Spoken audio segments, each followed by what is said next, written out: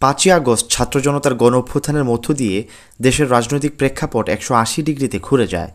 আত্মগোপনে চলে যায় আওয়ামী লীগ, যুবলীগ ও ছাত্রলীগের নেতাকর্মীরা। এই অবস্থায় হাটঘাট মাঠ দখল করে নেয় বিএনপি ও তার অঙ্গ সংগঠন যুবদল, ছাত্রদল। অন্যদিকে জামায়াত ইসলামী ও তার অঙ্গ সংগঠন ইসলামী ছাত্র শিবির দখল করে নেয় দেশের বিভিন্ন শিক্ষাঙ্গন। এর মধ্যে অন্যতম আওয়ামী লীগের সাবেক প্রবাসী কল্যাণমন্ত্রী নুরুল ইসলাম বিএসসির প্রতিষ্ঠিত চট্টগ্রামের হাজেরা তজু ডিগ্রি কলেজ। যদিও এই ঘটনায় ইসলামী ছাত্র শিবিরের সংশ্লিষ্টতা নেই বলে জানিয়েছে সংগঠনটি, একটি মহল উদ্দেশ্য প্রণোদিত হয়ে তাদের বিরুদ্ধে অপপ্রচার চালাচ্ছে বলে অভিযোগ করেন ইসলামী ছাত্র শিবির।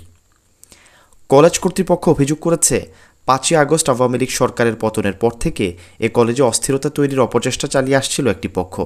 কখনো বৈষম্য বিরোধী, কখনো এলাকার বাসিন্দা হিসেবে দাপট দেখিয়ে ক্যাম্পাসে ঢুকে তারা দাবি দেওয়ার নামে প্রতিষ্ঠান অচল করার চেষ্টা চালায়। বেতন কমানো ও কিছু শিক্ষকের পদত্যাগের দাবি জানিয়ে আসছিল তারা। তাদের দাবির পরিপ্রেক্ষিতে কলেজের মাসিক বেতন কমানো হয়। কিন্তু এরপরও 24শে সেপ্টেম্বর দুপুর 12টার দিকে বহিরাগতরা ক্যাম্পাসে ঢুকে অধ্যক্ষ ও উপাধ্যক্ষের কক্ষে গিয়ে অরাজকতা শুরু করে। মাইকে ঘোষণা দিয়ে উপাধ্যক্ষকে পদত্যাগের জন্য চাপ সৃষ্টি করে। এক পর্যায়ে চারদিক থেকে ঘিরে ধরে জোর করে উপাধ্যক্ষ এস এম আইয়ুবকে পদত্যাগপত্রে সই করতে বাধ্য করা হয়। এ সময় পেছন থেকে একজন তাকে ছুরি দিয়ে ভয় দেখান। এক পর্যায়ে উপাধ্যক্ষ হৃদরোগে আক্রান্ত হয়ে মাটিতে লুটিয়ে পড়েন।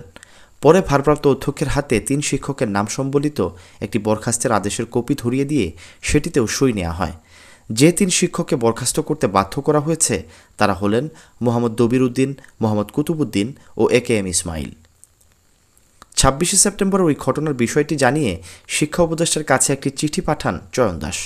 তার পাঠানো চিঠিতে উল্লেখ করা হয়, ঘটনার 1 সপ্তাহ আগে চট্টগ্রামের অতিরিক্ত বিভাগীয় কমিশনার নুরুল্লাহ নুরি হাজেরা তজু কলেজের সাবেক অধ্যক্ষ চয়ন দাসকে তার কার্যালয়ে ডেকে পাঠান। তিনি অতিরিক্ত বিভাগীয় কমিশনারের সঙ্গে দেখা করতে গেলে কার্যালয়ে আগে থেকেই হাজেরা তজু কলেজের কিছু উচ্ছৃঙ্খল শিক্ষক ও শিক্ষার্থীকে দেখতে পান।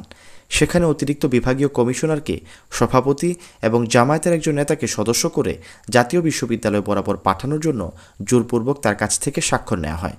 এই স্বাক্ষরে তার কোনো মতামত ছিল না বলে চিঠিতে উল্লেখ করা হয়। উপাধ্যক্ষ এস এম আইয়ুব 24শে সেপ্টেম্বরের বিষয়টি স্বাভাবিকভাবে নিতে পারেনি। শারীরিকভাবে অসুস্থ হওয়ার পাশাপাশি মানসিকভাবে ভেঙে পড়েন তিনি। অসুস্থ অবস্থায় 8 থেকে 10 দিন আগে উপাধ্যক্ষ এস এম আইয়ুব সদ্য গঠিত গভর্নিং বডির সভাপতি বরাবর নিজেই একটি পদত্যাগপত্র পাঠিয়েছিলেন। এই অবস্থায় গত শনিবার সকাল 10টার দিকে তার অবস্থার চরম অবনতি হলে তাকে চট্টগ্রামের একটি বেসরকারি হাসপাতাল এভারকেয়ারে ভর্তি করা হয়। দুপুর 12টার দিকে তিনি মৃত্যুবরণ করেন। তবে পরিবার, সহকর্মী ও স্বজনদের দাবি, ছাত্রদের হাতে লাঞ্ছিত হওয়ার অপমান সহ্য করতে না পেরেই তিনি মারা যান।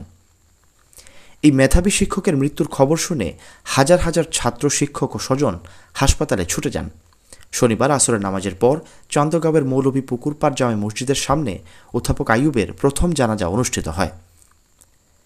রোববার দুপুরে জোহরের নামাজের পর বাঁশখালীর কাথারিয়ায় তার হাতে গড়া প্রতিষ্ঠান দক্ষিণ মাইকপাড়া মাস্টার আবু আহমদ সরকারি প্রাথমিক বিদ্যালয়ের মাঠে দ্বিতীয় নামাজে জানাজা শেষে হাজার হাজার ছাত্রছাত্রীর প্রিয় শিক্ষক উপাধ্যক্ষ এস এম আইয়ুবকে সমাধিস্থ করা হয়।